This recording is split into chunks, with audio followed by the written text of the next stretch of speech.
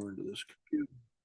Yeah. So the pathway to this individualized AI coaching with dynamic conversation goes like this. You start with the large language model. The largest, best one right now is Claude 3.5 Sonnet, which has been trained on 300 billion variables, basically the entire written knowledge base of the human race. So that's what it's trained on. So it does powerful reasoning. And then you create a localized set of expert documents as references. This is called the RAG technique. And I'm going to try to remember what that is. That's sort of like, I can never remember the R, but it's retrieval augmented generation. So it's a special set that the AI will consult with when it's applying reasoning. It takes the powerful reasoning plus the constraints and focus of that technical set to come up with an improved response.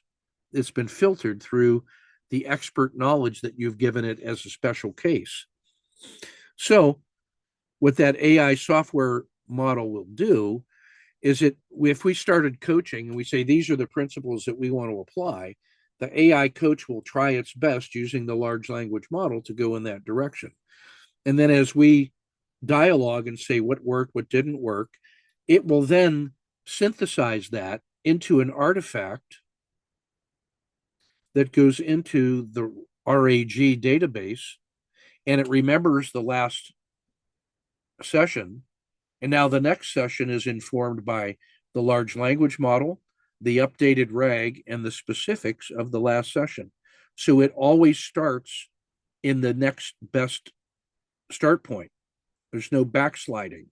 And as you continue to develop that out, the RAG gets better and better, and the coach gets better and better tuned to you according to that unique thread identifier for your particular session.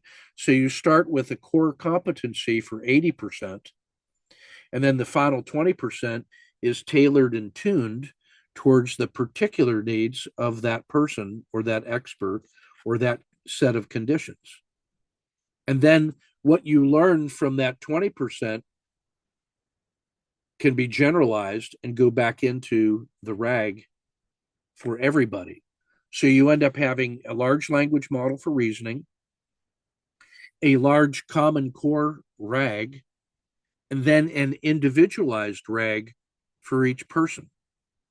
So you get 2 layers, multi-layered RAG that is optimized for each individual, but allows you to take the learnings from each individual, generalize them, put it back into the primary RAG, and now everybody's level is raised because of the generic insights. That's called, in the investment world, risk pooling. And that's what we do with individual investment and trading systems. We take, let's say, my set of rules, generic, and then we have that coded out. And then you start working on a system that is tuned to you. And then through coaching of you, we make your system better for you.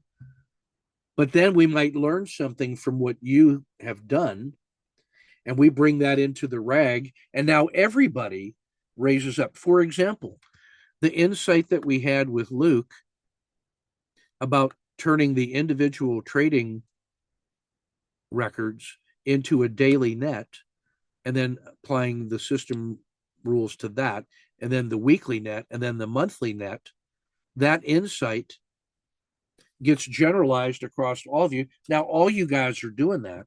So the special insights that we got from individual coaching now gets aggregated into the larger trading pool, which is the community of practice. So why do you want to have a community of practice that's organized around the same values and principles and mutual support and selfless service to others based on the principles of true storytelling and genuine collaboration? Because we can trust each other to tell the truth, good or bad.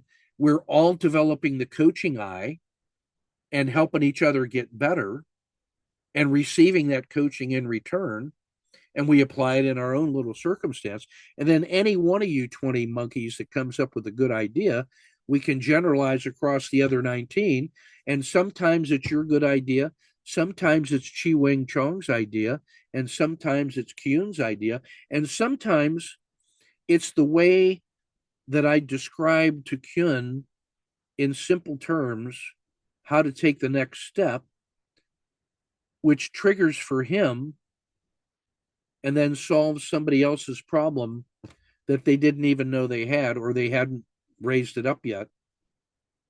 So the community of practice, organized under this safe, trustworthy, truthful environment, now creates opportunities. Like, I won't name names or partners, but we just spent some time talking about how to leverage your mechanical systems through different brokerages and partnerships. And if you're exploring one path and maybe Luke is exploring another path, when each of you solves that problem for the first time in that area and you exchange information, you both just doubled your capacity at only half the cost. That's called risk pooling and reward sharing.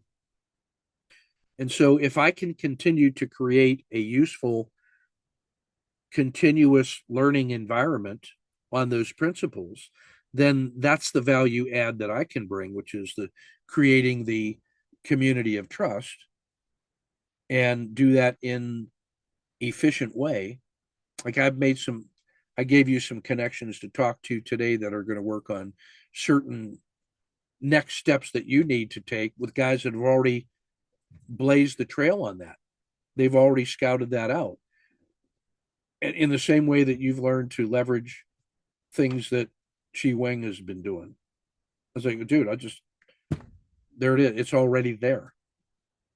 And the same way that Phil and Griff have learned their way through to the Kata 2 and have now added the Edge Raider research power to that thing, which now unleashes that market conditions 4 seasons research project that I told you about for AI 2025.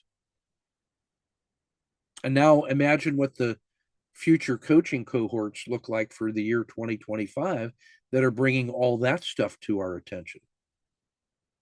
That's the power of the AI 2025 project. And I'm already working at the global cutting edge on how to leverage multi-layered, multi-iterative large language model prompting. And those things are only going to get better. If they're this good now, guess where they're going to be in 5 years? That's my job. And I'm positioned in a way to leverage insights that scale to the industrial and global level by working with world-class people on that. So that's what I want to say about that. And I'm going to turn off the recording now for that.